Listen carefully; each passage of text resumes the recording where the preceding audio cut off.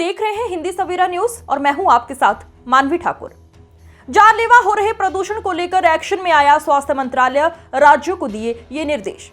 उत्तर भारत में वायु प्रदूषण खतरनाक स्तर पर है। स्वास्थ्य मंत्रालय ने एडवाइजरी जारी कर दी है। राज्यों को प्रदूषण से निपटने के लिए कार्य योजना बनाने को कहा गया है।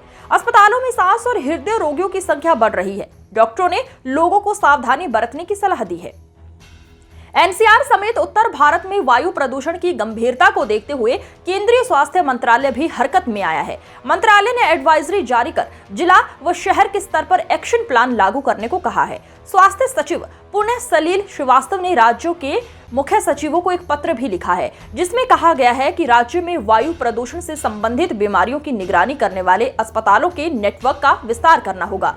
गंभीर रूप से बीमार मरीजों को तुरंत इलाज मिले और उनको क्या क्या समस्याएं हो रही हैं, इसको एक्शन प्लान में शामिल करना जरूरी है। वायु प्रदूषण के स्वास्थ्य पर पड़ने वाले प्रभाव बहुआयामी हैं, जो न केवल गंभीर बीमारियों का कारण बनते हैं, बल्कि श्वसन, हृदय और मस्तिष्क को प्रभावित करने वाली लंबी बीमारियों में भी योगदान देते हैं।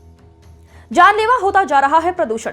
स्वास्थ्य मंत्रालय की एडवाइजरी में राज्यों को आगाह करते हुए Indian council of medical research की एक स्टडी का हवाला भी दिया गया है, जो बताती है कि वायु प्रदूषण के कारण होने वाली बीमारियों से मौतों का आंकड़ा बढ़ रहा है। देश में होने वाली कुल मौतों में से करीब 18% वायु प्रदूषण के कारण होती है, यानी करीब 1.7 मिलियन से ज्यादा मौत की वजह कहीं न कहीं वायु प्रदूषण ही है। विशेषज्ञ प्रदूषण के कारण होने वाले मौतों का आंकड़ा साल दर साल बढ़ने की बात भी कर रहे हैं। हवा में घुलते जा रहे इस जहर के कारण होने वाली मौतों में से 32.5% chronic obstructive pulmonary disease COPD के कारण होती है। इस बीमारी का असर फेफड़ों पर पड़ता है और फेफड़ों में सूजन के कारण ठीक से सांस नहीं ले पाते हैं।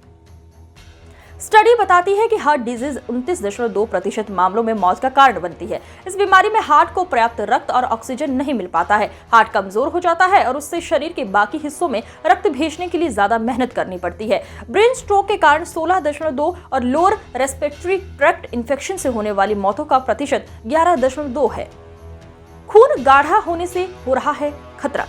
इंद्रप्रस्थ अपोलो अस्पताल के कंसल्टेंट हार्ट स्पेशलिस्ट, कार्डियोलॉजिस्ट एवं सर्जन डॉक्टर वरुण बंसल का कहना है कि वायु प्रदूषण बढ़ने से अब अस्पतालों में इमरजेंसी और OPD में मरीजों की संख्या में तेजी से इजाफा हो रहा है।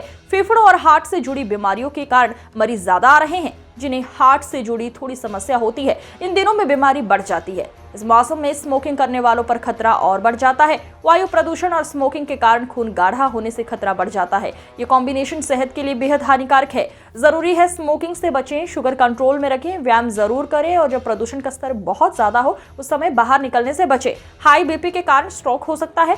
वायु प्रदूषण से फेफड़े, दिल और दिमाग से जुड़ी बीमारियां हो सकती हैं। साथ ही पुरानी बीमारियों के बढ़ने की संभावना भी रहती है। इस साल जब तकरीबन आज की तारीख पे 90% पराली की घटनाएं हो चुकी हैं, मात्र 8,404 घटनाएं पंजाब में हुई हैं। लेकिन आप बाकी राज्यों के आंकड़े देखिए। उत्तर प्रदेश में पिछले साल के कंपैरिजन में 60% पराली जलाने की घटनाएं बढ़ गई हैं। जहां पिछले साल 1533 फार्म फायर्स हुई, वो इस साल बढ़ के 1926 पहुंच